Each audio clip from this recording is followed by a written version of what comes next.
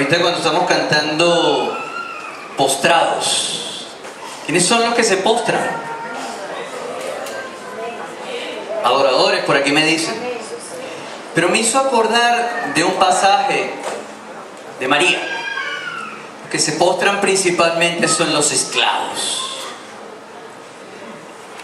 Me hizo acordar la respuesta de María al ángel, después que el ángel le aclara todo el tronco de responsabilidad que tiene al ser madre de Jesús. Le dijo: he aquí la esclava del Señor, hágase en mí tu voluntad. Yo les invito un momento a estar de pie y a repetirle al Señor eso. Cuando yo les diga vamos a hacerlo al unísono y después comenzamos a orar. Bueno, voy a orar. Pero me provoca hoy que le digamos al Señor lo mismo que le dijo María, porque somos aquí, tenemos vocación de estar postrados en el Señor. Entonces, repita conmigo: he aquí los esclavos del Señor, hágase en mí tu voluntad. Bonito. Otra vez: heme aquí los esclavos del Señor, hágase en mí tu voluntad. Amén.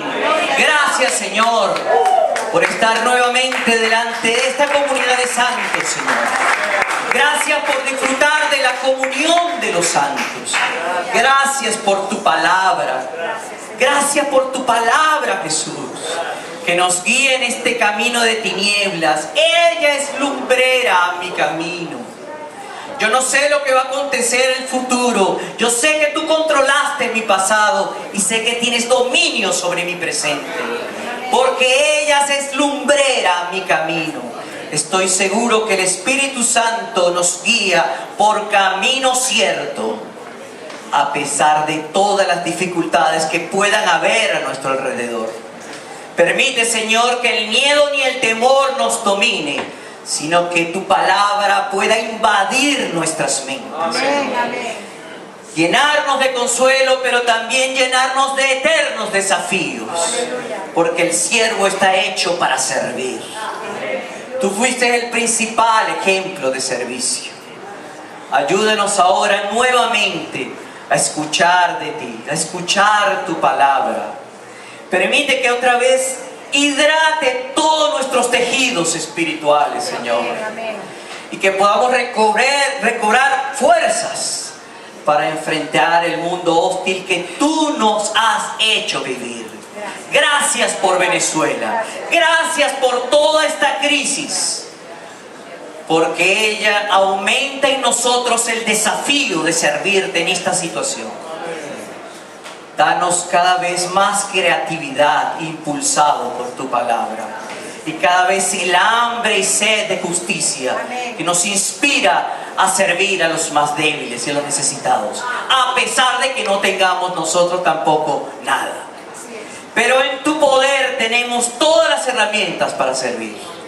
Te pedimos, Señor, que nuevamente nuestros oídos estén prestos a escuchar tu voz. Aleluya. Y el desafío cotidiano de obedecerte.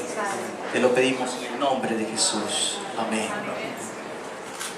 Hermano, nos toca hoy.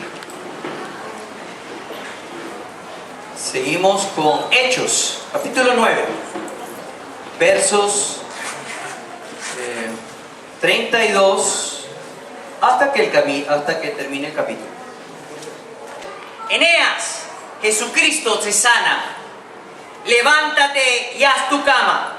Y enseguida se levantó. Y le vieron todos los que habitaban en Lida y en Sarón, los cuales se convirtieron al Señor. Había entonces en Jope una discípula llamada Tabita, que traducido quiere decir Dorcas. Esta abundaba en buenas obras y en limosna que hacía. Y aconteció que en aquellos días enfermó y murió. Después de lavada, la pusieron en una sala. Y como Lida estaba cerca de Jope, los discípulos, oyendo que Pedro estaba allí, le enviaron 2 hombres a rogarle: no tardes en venir a nosotros. Levantándose entonces Pedro, fue con ellos, y cuando llegó, le llevaron a la sala, donde le rodearon todas las viudas, llorando y postrando las túnicas y los vestidos que Dorca hacía cuando estaba con ellas. Entonces, sacando a todos, Pedro se puso de rodillas y oró. Volviéndose al cuerpo, dijo: Tabita, levántate. Y ella abrió los ojos, y al ver a Pedro se incorporó. Y él, dándole la mano, la levantó entonces, llamando a los santos y a las viudas, la presentó viva. Gloria al Señor. Esto fue notorio en toda Jope, y muchos creyeron en el Señor. Y aconteció que se quedó muchos días en Jope, en casa de un cierto Simón curtidor. Aquí vemos otra vez a Pedro en escena, ya que en las anteriores escenas el personaje principal fue Pablo.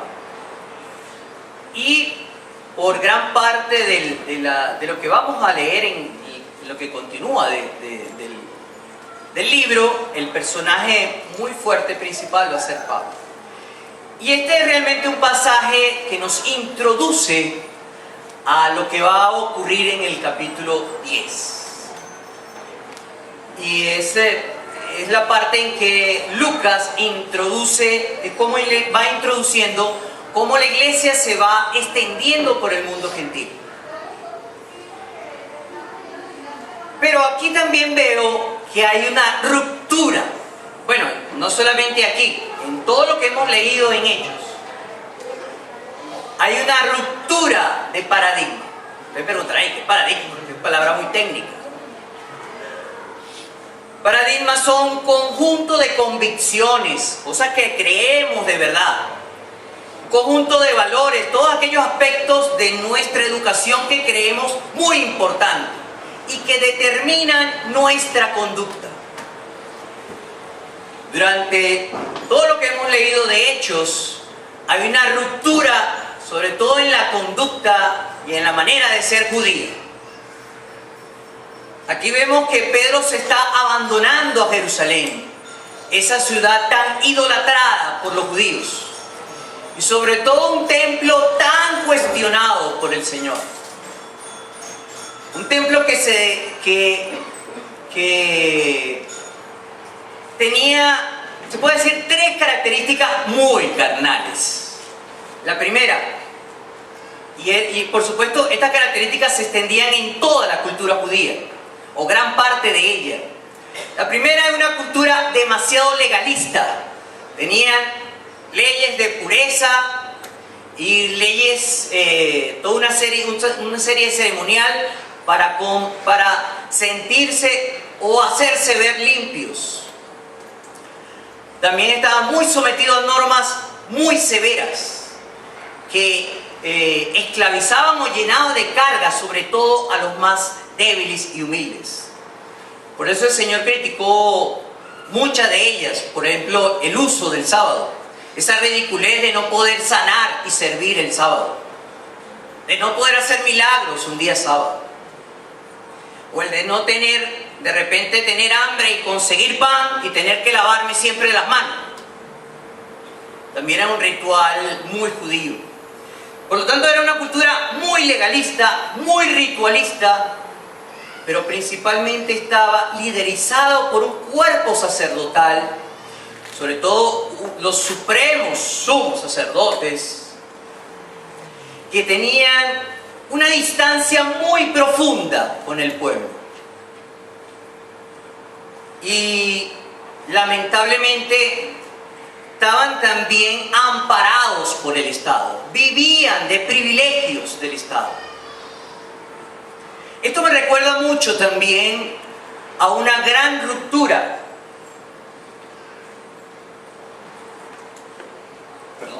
Una gran ruptura en el tiempo de la Reforma Protestante. Igualmente, bueno, el Señor a lo largo de la historia del cristianismo ha hecho muchas rupturas. Pero en este caso me recuerda mucho de la Reforma Protestante, donde también había un cuerpo sacerdotal, élite, que no tenía contacto con la gente. Era una estructura jerárquica. Los líderes disfrutaban de un régimen de opulencia, sobre todo porque estaban amparados por un Estado y estaban amparados por un monarca que dictaba decretos porque él se consideraba que tenía derechos divinos, y eso lo consentía este cuerpo sacerdotal, al igual que el cuerpo sacerdotal de Jerusalén. Así, sobre todo se hacía sentir a los feligreses o al hombre común que él era inferior y ellos muy superiores.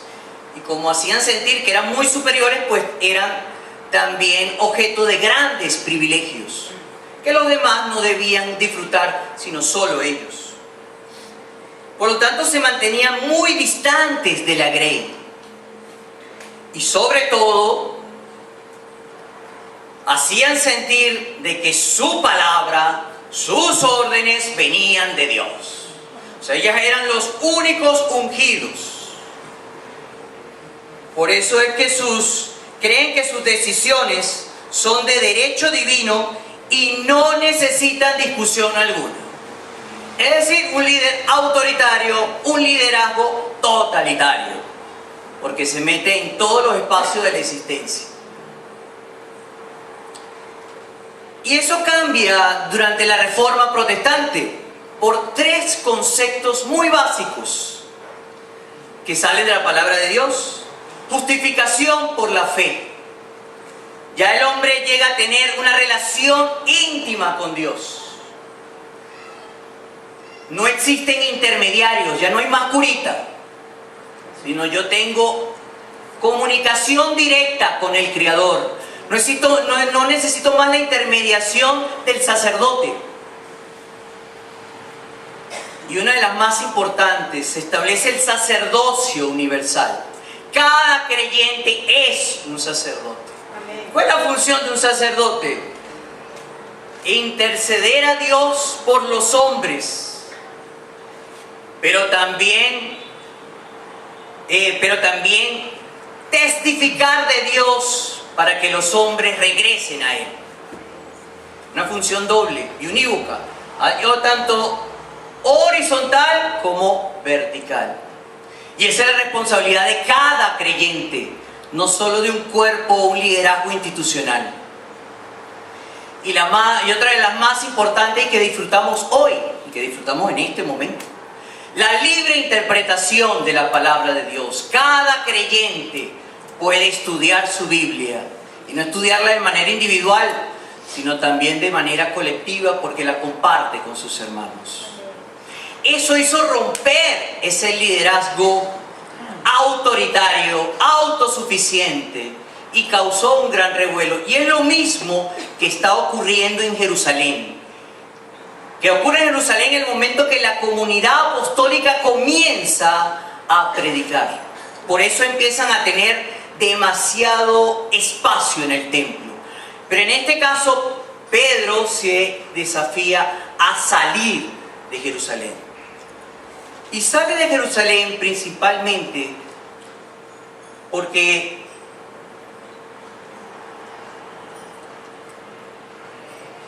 está obedeciendo a su Señor. Así como acabamos de decir ahora, somos esclavos del Señor. Si decimos que estamos a los pies del Señor, es porque somos sus esclavos. Y estamos dispuestos a hacer su voluntad a tiempo y fuera de tiempo.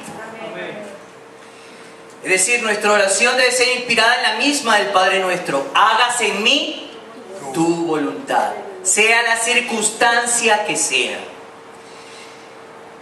Y de los pasajes bíblicos que más me han ayudado a entender la trama de los hechos son tres: el Sermón de la Montaña, Mateo capítulo 10, que es muy correlativo con Lucas 10, que es donde Jesús dicta el perfil o la función del discípulo, y el camino de Maús. Pero vamos a explorar un momento el segundo, vamos a leer Mateo capítulo 10.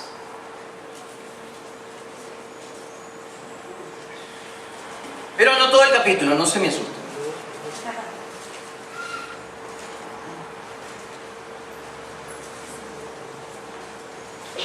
Vamos a leer primero Mateo del 7 al 10.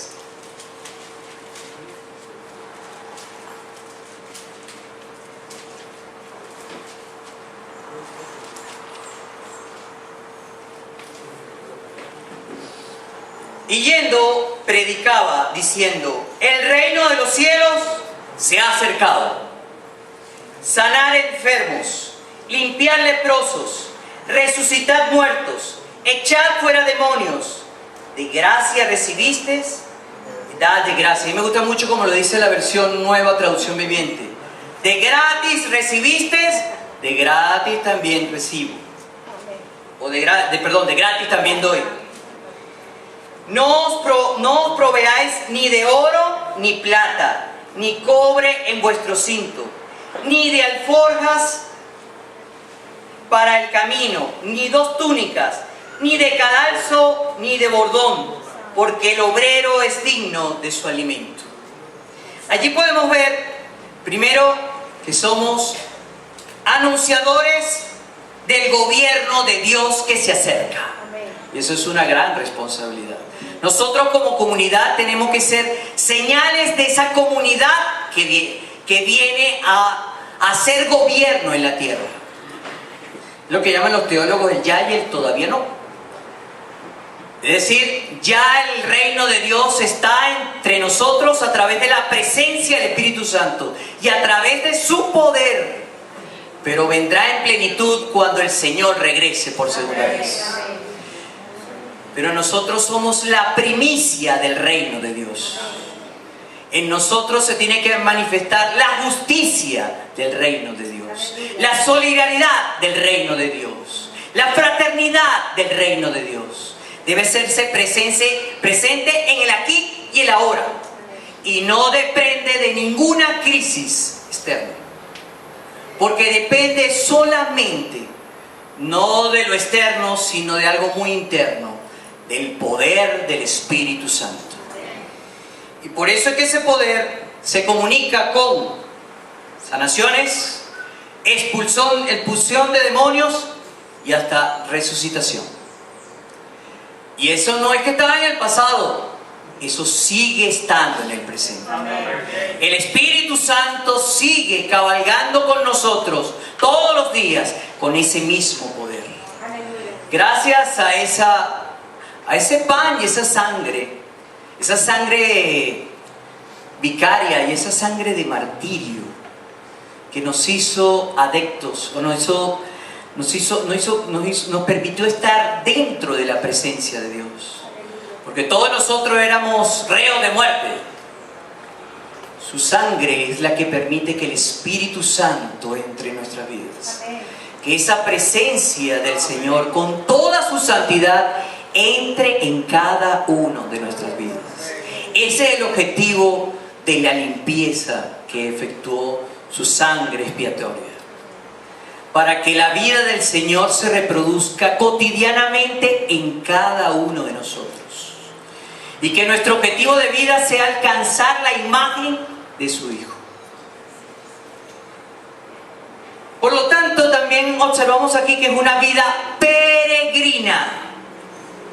Es una vida donde tú entras en un estado de absoluta inseguridad e incertidumbre. Porque ¿dónde está la inseguridad? ¿Dónde está la seguridad nuestra? Solamente en el Señor. Aquí se pierde toda la seguridad material, e inclusive la seguridad que tiene toda tu herencia cultural. Porque cuando vas a otro lugar, estás dispuesto a perder comodidades, estás dispuesto a comer otras comidas, así no te gusten. Yo el hermano aquí en la escuela dominical estaba recordando cuando estuve, al fin pude saber, entre mi ignorancia, creía que las langostas que se comía Juan el Bautista eran las langostas esas grandotas así de... Resulta que eran los saltamontes. Y yo tuve la experiencia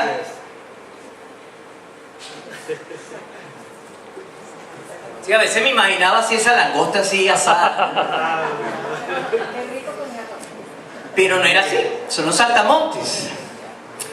Y tuve la experiencia con los pemones, estando entre los pemones allá en el suroeste del país, que ellos lo metían así en bolsita y se lo comen así como palomita. Claro, yo no llegué a tanto. Pero sí me dieron mi gran tumá. Tumá para ellos es una sopa de pollo, o puede ser de carne, que tiene muchas hierbas aromáticas que ellos cultivan allá debajo del Roraima, o de algunos tepuis. Y ahí sí yo le eché todas esas langosticas, con mucho picante. Pero lo que quiero decir con esto es que cuando vamos a ser objeto de hospitalidad del otro, debo renunciar parte de todas mis tradiciones. Y como peregrinos, porque la vida del discípulo es una vida de peregrinaje, es una vida itinerante. ¿Por qué una vida de peregrinaje itinerante? Porque el Señor, es quien marca el rumbo. Yo solamente obedezco. Y si Él me lleva que tengo que renunciar a esa manera de comer, pues tengo que hacerlo. Si Él me lleva que tengo que renunciar a donde vivo, también tengo que renunciar a donde vivo. Si Él me lleva que tengo que renunciar a mi carro, también debo hacerlo. O sea, el discípulo debe estar dispuesto a todo tipo de renuncia por causa de su Señor. La misma actitud de Pablo en Corintios. Todas sus propiedades y hasta la esposa, ténganlo como si no lo tuviesen. Es decir, hoy lo tienen, mañana posiblemente no. Hoy lo pueden disfrutar, posiblemente hoy no. Probablemente en Venezuela ahorita estamos llevando la disciplina de acostumbrarnos a no tener muchas cosas. Pero aún en esas circunstancias, el desafío es seguir siendo discípulos. Y por eso, en esa actitud de servicio debemos aceptar la hospitalidad de todos los hermanos y de todos lo que las brinden, bien sea que no sean cristianos. Y aceptarla con gusto, no obligado. Aceptarla con muchísimo gusto. Por eso me gusta mucho lo que dice, a mí me gusta mucho el de Lucas capítulo 10. Leámoslo un momentico otra vez. Lucas capítulo 10, versos 5 al 10.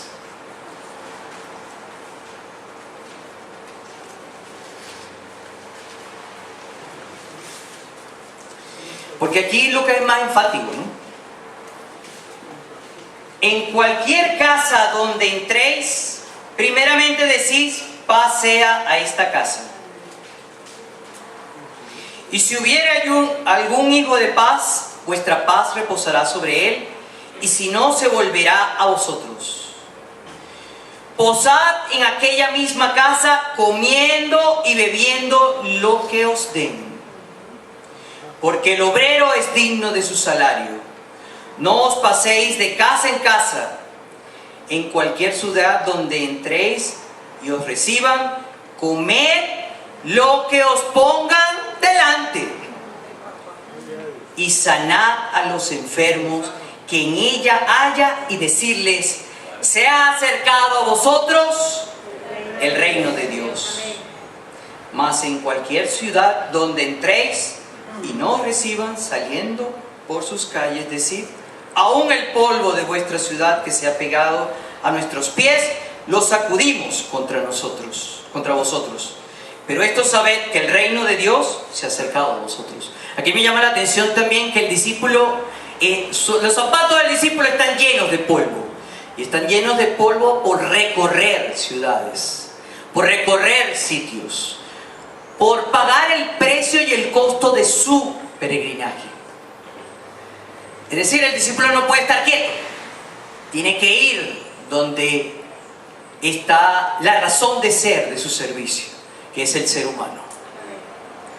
En la misma vocación de Dios. No escatimó, no se aferró a los privilegios del cielo. sino que vino y habitó entre nosotros, hizo morada. Ese sí que tuvo que renunciar a mucho. A veces los hermanos en los barrios siempre comparen a la persona más rica del mundo, una persona que tenga, como Bill Gates, 17.000 millones de dólares en su cuenta.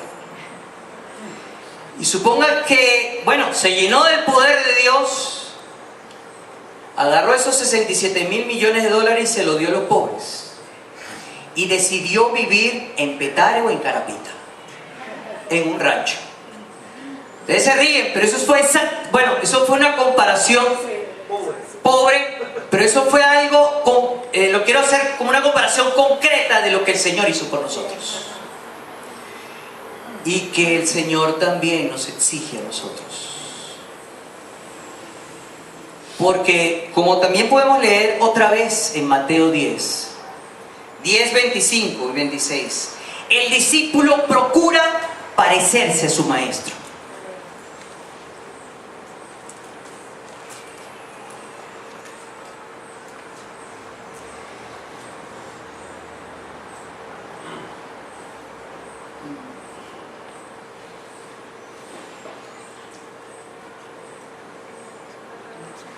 Bástale al discípulo ser como su maestro y al siervo como su señor. Vamos a verlo hasta ahí. Bástale al discípulo ser como su maestro y al siervo como su señor.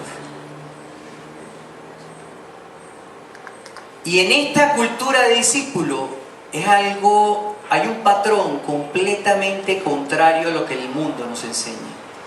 Aquí se pierde ganando. O sea, cuando tú pierdes tu vida, la ganas. ¿Qué es lo que dice Mateo 10:39? El que haya su vida, la perderá. Y el que pierde su vida por causa de mí, la hallará. Quien no tenga vocación de pérdida, por eso digo que el discípulo entra en un estado de absoluta incertidumbre e inseguridad. Porque su certidumbre y su seguridad solamente está en su Señor. Quien no sea capaz de perder su cargo, su casa, su estatus, sus comodidades, su manera de comer, su lugar de, como hemos dicho muchas veces, su lugar de confort, que en final de cuentas son todos los márgenes de nuestra propia seguridad mundanal. Quien no es capaz de perder todo eso, pues, hermano, va a perder la vida, porque la vida eterna no la va a tener. Aquí dice bien claro, el que haya su vida, la perderá. Y el que pierda su vida por causa de mí, la hallará. Hoy más que nunca necesitamos discípulos de esa naturaleza. Y eso fue exactamente lo que hizo lo que hizo Pedro. En Hechos 9:32 nos dice, aconteció que Pedro los visitó a todos. ¿Sí? Dejó todo lo que en Jerusalén, toda su estructura eclesiástica en Jerusalén, renunció a eso, e inclusive renunció probablemente al privilegio de estar muy cerca del templo, como buen judío, y empieza a visitar. Y en el transcurso, y aquí dice, se ve que el relato es breve, o sea, visitó muchas otras ciudades. Aquí solamente nos está hablando de Lida y de Jope. Es decir, que él tuvo una acción pastoral mucho más profunda. Y en ese peregrinaje es que Pedro pudo entonces conocer la necesidad de sus hermanos entre ellos. O sea, entre ellos pudo conocer la necesidad de sus hermanos. Pudo conocer la necesidad de Eneas. O también la de Dorcas, que es la que se destaca más, pero debe haber conocido mucho más. Pudo conocer el liderazgo social de Dorcas. Pero aquí nuevamente Pedro está imitando a su Señor. ¿Cuáles son las dos cualidades de un pastor? A veces nada más leemos esas expresiones de Juan 10 como si eso es nada más para el Señor. Eso para mí no. Ve conmigo. Cuando dice, yo soy el buen pastor y conozco mis ovejas y las mías me conocen. ¿Cómo se logra eso? La única manera de conocer a otro es acercándose a ella, es mirándole de frente, es hablando, es escuchándole, es dialogando. Porque se ha construido una intimidad, que es lo que debiera o debe construirse en las células, pero debemos construirlo en todo nuestro entorno. Hay una concepción una concepción gerencial. Ustedes algunos que son administradores saben más que yo. Pero una concepción que la Escritura lo dijo hace años, sobre todo la concepción ecológica. Somos responsables de todos. Es decir, es evitar la actitud de Caín. ¿Soy yo, Señor, acaso guarda de mi hermano? No, esa no es la actitud cristiana. La actitud es que yo soy guarda de todos. Yo soy responsable por todos. Bueno, y ustedes también son responsables de mí. Porque yo debo responder al Señor por ustedes y ustedes también responderán por mí. Por eso, en esa actitud de intimidad, es que el pastor podía decir que las ovejas, él conocía las ovejas y a su vez las ovejas conocían su voz. Porque había una actitud de diálogo, había una construcción de intimidad.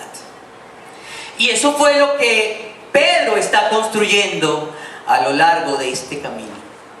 Y también, nuevamente, él renuncia a todas sus comodidades, a todas sus tradiciones de pureza, a todas sus maneras de comer.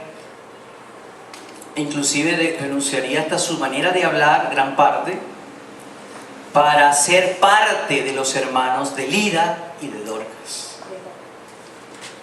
Perdón, de Lida y de Jope.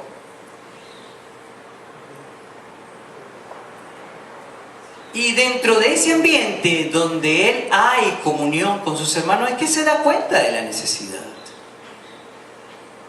Y aquí también vemos un patrón, en el patrón de sanidad, en este ambiente de milagros que ocurre por la presencia de Pedro, también imita a su Señor. Yo he encontrado unos 3 factores en los cuales también imita a su Señor. El primero, los milagros son hechos por el poder de Jesús. Aquí yo no observo en ninguna, y también lo hemos observado en otros capítulos de Hechos, que Pedro se atribuye alguna gloria por esos enormes escenarios de milagros. A veces es muy desafiante ese escenario ante la actitud evangelizadora de ahora, ¿no? Que me invitan a un culto de sanidades y a un culto de milagros, donde el predicador que está en el púlpito es la vedette del momento. Aquí Pedro no busca su gloria, sino busca destacar el poder de Jesús. Los milagros no son para su gloria, los milagros son para la gloria del Señor.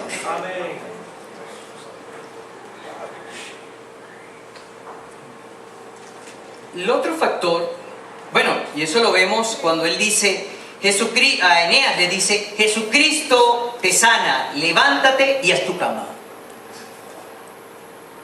Y el otro escenario, que es cuando Dorcas resucita, primero no deja ahí que todo el mundo lo vea, ¿verdad? ¿Sí fue lo que hizo? Dejó que todo el mundo viera el gran milagro que el Señor iba a efectuar a través de él. Lo primero que hizo fue desalojar a la gente. Y después dijo, levántate. No. Lo que dijo, dobló rodillas y se puso a orar. Otra vez asumió la actitud de dependencia del discípulo. Amén. Nosotros no somos nada, somos siervos inútiles.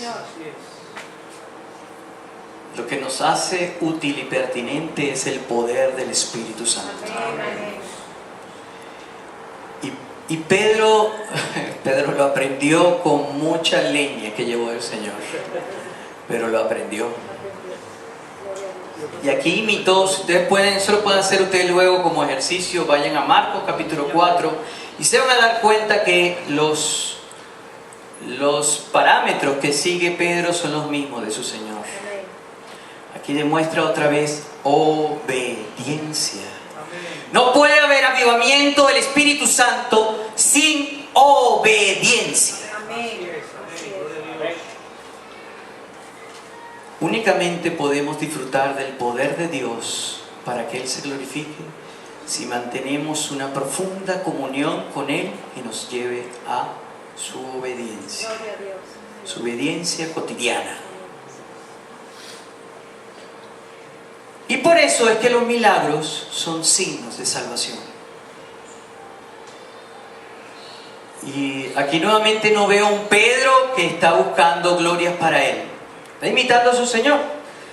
El Señor siempre provocó que los milagros quedaran en sentido muy anónimo, que la gente no lo divulgara. Pero lo que es señal de salvación, ellas en sí mismas lo proclaman. No es Pedro quien proclama el poder de Dios. Son la gente que ha sido servida, que disfrutó del poder de Dios, la que proclama ahora ese milagro y que entonces se convierte al Señor. A través del milagro hay un encuentro existencial con Él, y esa es otra gran señal de que ese milagro es del poder de Dios. Hay conversión.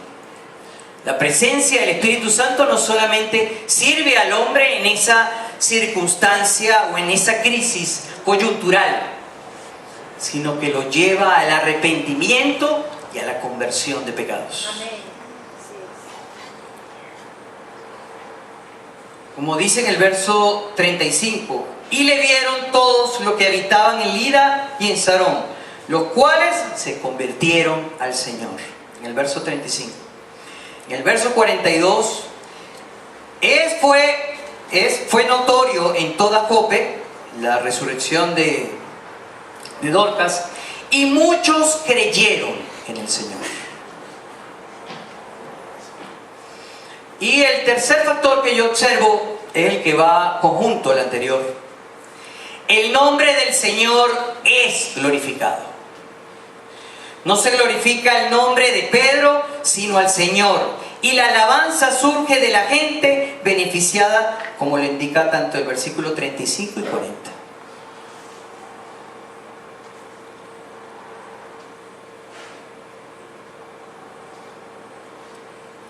Ahora, aquí hay también otro hecho que destacar. Y es lo que Pedro, o el escritor de Lucas, observa. Y lo que observa es también obediencia. Y es la obediencia de Dorcas. Dorcas no cree que servir a los pobres es opcional, que servir a los débiles es opcional, es de vez en cuando. O es cuando yo veo al pobre o al necesitado y me conmueve tanto que en ese momento le doy el billetico, ¿no? Ustedes ven en Dorcas cómo se llena el salón de viudas. Y es porque Dorcas, acuérdense que las viudas son las mujeres más abandonadas de su entorno. Son prácticamente para el judío como un trapo de inmundicia. Porque no tienen marido. Imagínense una viuda que no haya tenido hijos. Bueno, es así. Ahí sí no había seguro social donde llevarla. Ahí no había jubilación. Solamente tenían a Dorca. Que Dorca era quien le tejía sus ropas. Aquí vemos otra mujer en posición de liderazgo. Y otra mujer, o una mujer, porque también puede ser un hombre, porque no, pues nosotros también podemos tejer, ¿verdad? Porque es que algunos creen aquí que el tejer nada es de mujeres. Por cierto, la hermana Marilyn va a enseñar a tejer con dedo el sábado 18, allá en el plan.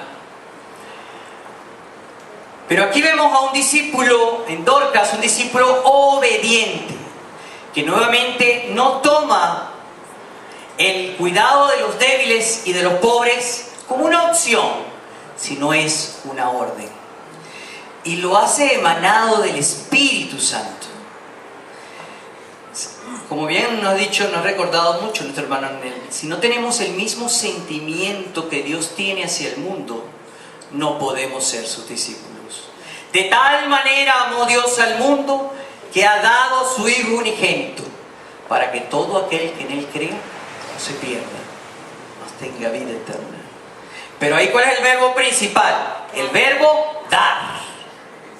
Hay una expresión que no sé de quién viene. Quien no ha nacido para servir, no sirve para vivir. El Señor nos ha dado infinidades de destrezas que nosotros tenemos que descubrir y desarrollar, porque somos responsables de ellas. Pero principalmente hay que ponerlo a los pies del Señor para que Él las utilice para el engrandecimiento y la glorificación de su nombre.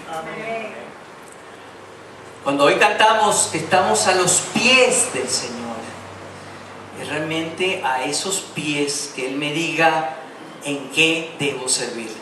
Heme aquí, Señor. No a los pies nada más aquí que yo me arrodillo y claro, me conmuevo, pero esa conmoción que me produce la alabanza tiene que producir hechos concretos, hechos visibles en nuestra cotidianidad. Porque si no, hermanos, el Espíritu Santo o está dormido o no está.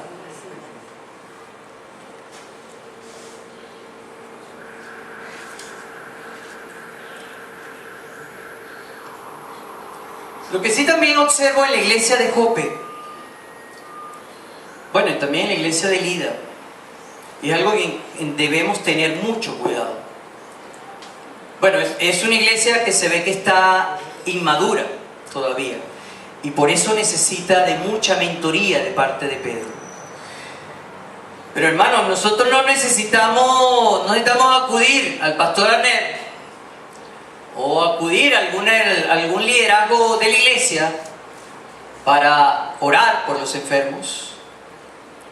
O si el Señor nos lleva a orar por un muerto para que resucite, también, en el nombre del Señor también lo hará. Porque el poder de Dios continúa en este momento y sobre todo continúa en cada uno de ustedes. Amén. Todo sí depende de la relación que sostengamos con el Señor todos los días. O sea,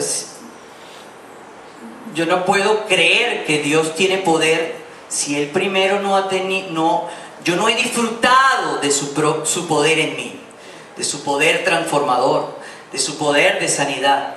Si yo he disfrutado de eso, también debo creer que el Señor lo puede ejercer en otros. Amén. Y que lo puede ejercer a través del poder de mi oración. Y cuidado, hermanos, con creer en liderazgos personalistas. Gracias, aquí el hermano está construyendo un grupo de pastores, porque estamos cansados en Venezuela del liderazgo personalista, del liderazgo dictatorial, autocrático, que cree que en una sola persona se concentra toda la unción. Existen muchos pastores que tienen mujeres como de guardaespaldas, o que hay que primero pasar por todos esos grandes intermediarios para llegar a esa gran presencia de ese gran pastor, donde por fin puedo ver la presencia de Dios en él. Eso es un liderazgo carnal. Ese no es el liderazgo del Nuevo Testamento. Y Venezuela está lamentablemente padeciendo el que hemos creído en un liderazgo carismático, autoritario, totalitario. Y algo lo dice nuestra historia. Por eso es que estamos sufriendo las consecuencias de nuestras decisiones a lo largo no solamente de estos 17 años. Podemos echarnos más para atrás. Somos un pueblo que ha sido reinado por caudillos, primero por una gran monarquía española, después por grandes caudillos en el siglo XIX. Grandes caudillos quiero decir que eran grandes caudillos sin vergüenza. Y después, lamentablemente en el siglo XX, solamente 40 años de ese siglo fuimos liderizados por civiles. Y lamentablemente esos civiles también se dejaron llevar por un liderazgo autoritario en las cúpulas partidistas. Y eso fue lo que se heredó del liderazgo que tenemos ahora. Pues ese liderazgo que se ve en el mundo no se puede reproducir dentro de la iglesia. Acuerda que somos comunidad, primicias del reino de Dios. Aleluya.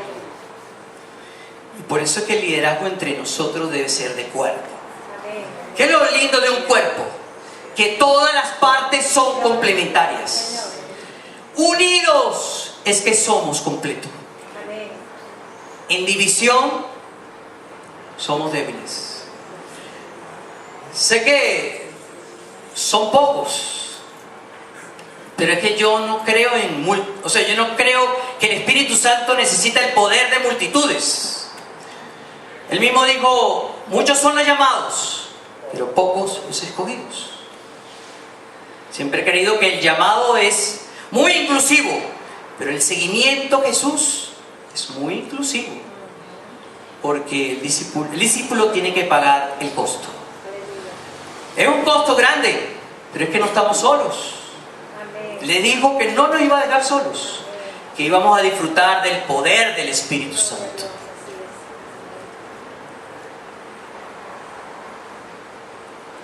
Por eso mi llamado, evitemos el liderazgo personalista. Oremos, porque cada vez surjan equipos ministeriales, donde no es ocupado por el carisma de un solo líder, sino que vamos construyendo y madurando un sentido de cuerpo, donde todos somos, en nuestra unidad, somos completos.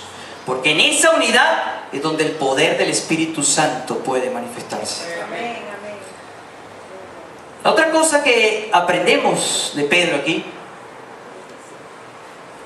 es que dejemos que el Señor continúe rompiendo nuestros paradigmas, nuestras conductas, nuestros comportamientos que hemos heredado, que somos herederos, que hemos recibido de nuestra educación.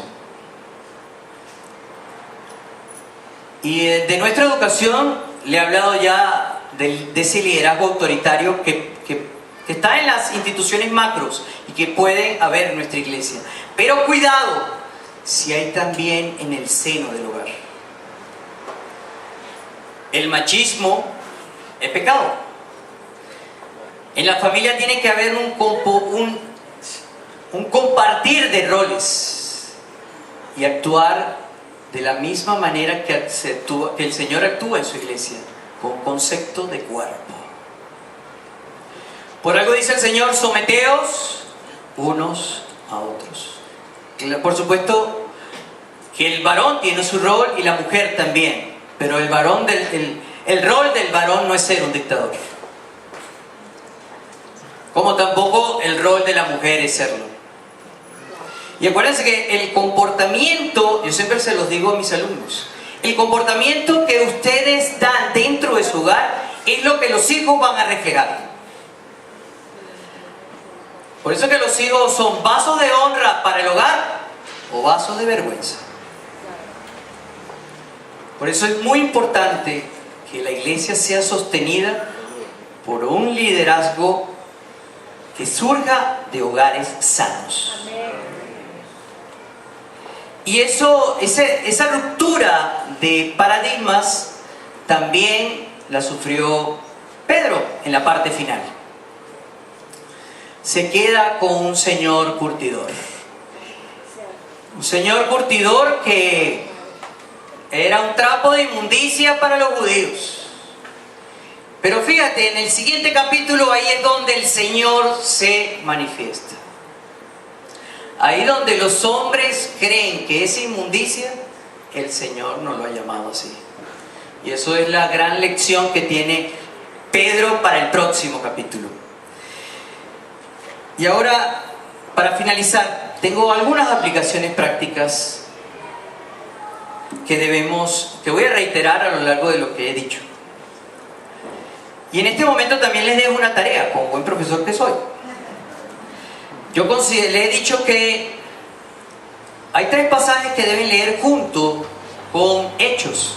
Sermón del Monte, Mateo 10, Lucas 10 y el camino de Emaús.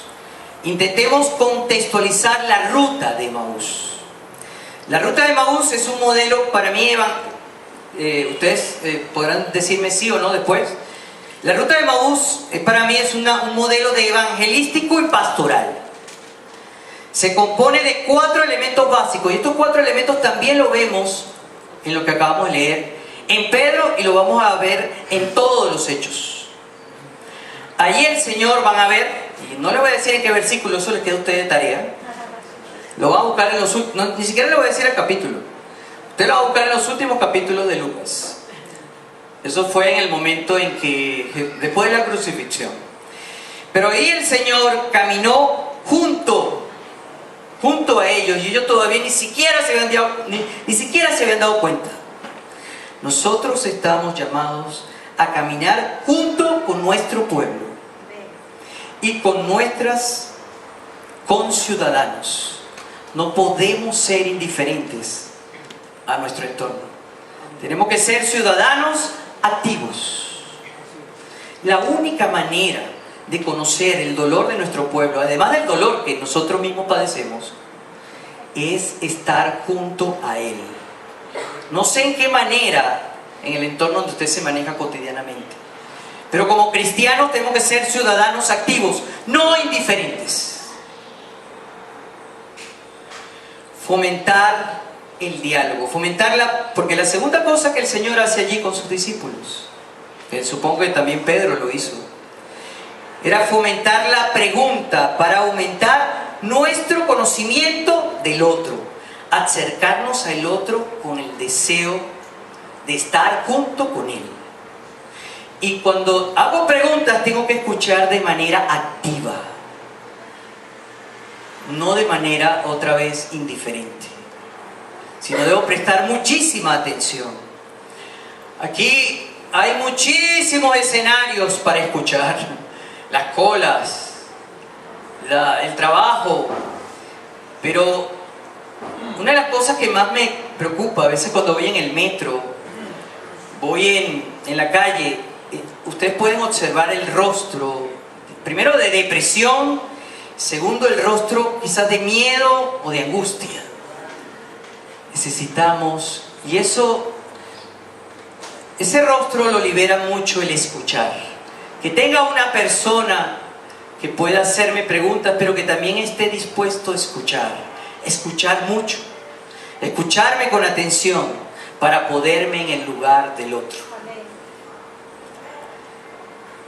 Y no para juzgar, sino para comprender. Escuchar con mucha atención. Dentro de este intercambio, no avergonzarnos de mostrar nuestra propia fragilidad. En todo acto de comunión tengo que mostrarme tal cual como soy. Lo he dicho otras veces, nosotros no tenemos vidas privadas. Yo me muestro con mis cualidades, con mis destrezas, pero también con mis fragilidades, con mis debilidades.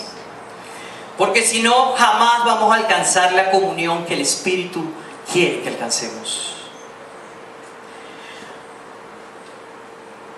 Y mostrar a los demás, sobre todo, que hemos sido receptores de la gracia, al abrirles la palabra de Dios.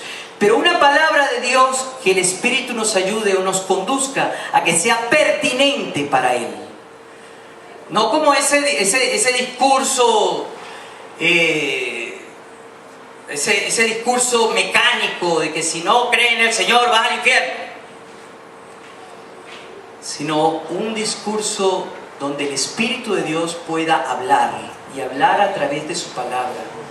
Pero yo no puedo lograr eso si a la vez yo no tengo comunión con la palabra y no tengo comunión con su Espíritu.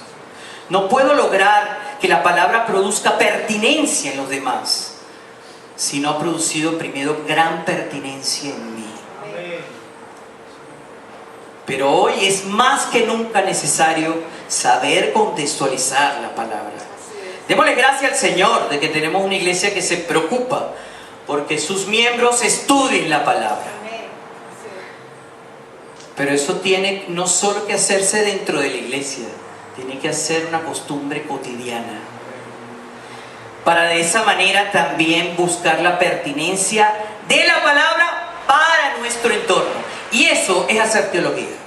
A veces la gente cree que hacer teología es estar metido en un seminario y estar graduarme en doctor y en magíster y estar defendiendo tesis. No, hacer teología es construir con el Espíritu Santo la pertenencia, la utilidad de la palabra para el momento de hoy. Para el aquí y el ahora. Y finalmente, o una de las cuantas finales, develar con hechos concretos que la palabra de Dios es útil para la existencia. Eso ya lo dije. Pero también, una vez que nos hemos abierto, tenemos que disfrutar de la hospitalidad mutua. Y al disfrutar de esa hospitalidad mutua, tengo que disfrutar todo. Lo que usted crea que no le gusta como lo que le gusta. Estar abiertos a recibir y a dar. Porque la única manera de que podamos enriquecer nuestra comunión, no solamente entre nosotros, sino nuestro entorno, que es un entorno doloroso, es que nuestro corazón esté abierto.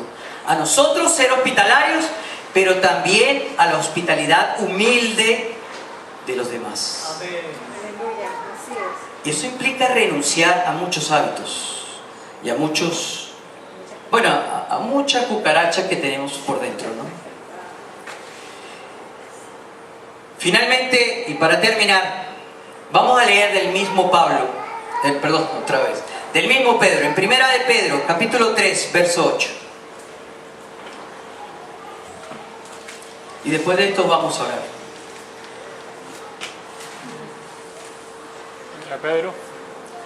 Primera de Pedro, capítulo 3, verso 8. En fin, ya como concluyendo, vivan en armonía los unos con los otros. Compartan penas y alegrías. Practiquen el amor fraternal. Sean compasivos y humildes. Oremos. Gracias, Señor, por tu palabra que nuevamente tú nos hablas. Gracias, Señor, porque sin ella yo no sé cómo podríamos conducirnos en este mundo. Gracias también por el instrumento del Espíritu Santo. Gracias por esa sangre expiatoria que hizo posible que la presencia de Dios habitara en este cuerpo frágil, en este pecador indigno. Tú lo hiciste posible, Señor. Gracias, Señor. Alabado para siempre sea tu nombre. Pero todas esas dádivas también son desafíos. Cada parte de tu naturaleza, y sobre todo tu naturaleza fraternal y compasiva, es un desafío para cada uno de nosotros. Permite, Señor, que nuestro corazón se abra para el amor fraternal cotidiano. Que podamos escuchar alegrías y también tristezas. Que podamos llorar con los que lloran y reír con los que ríen. Pero sobre todo dentro de nuestro contexto estamos desafiados a ser fraternos con los que están llorando. Ayúdanos, Señor, a ser creativos, a producir iniciativas que rescaten a los más débiles. Aún dentro de nuestras propias limitaciones, tú nos diste poder. Que en mis hermanos se manifieste el poder del Espíritu. Sopla en nosotros tu poder. Porque hoy más que nunca nuestra patria necesita el poder de tu Espíritu. Que se manifiesta en cada uno de tus discípulos. Ayúdanos, Señor. Sé que la tarea es grande. Sé que la tarea es dura. Pero no tenemos excusa. Tú nos has revelado tu poder. Permite, Señor, que nosotros como cuerpo podamos servirte con creatividad en este entorno difícil. Que gracias a tu gracia hoy vivimos. En el nombre de Jesús. Amén.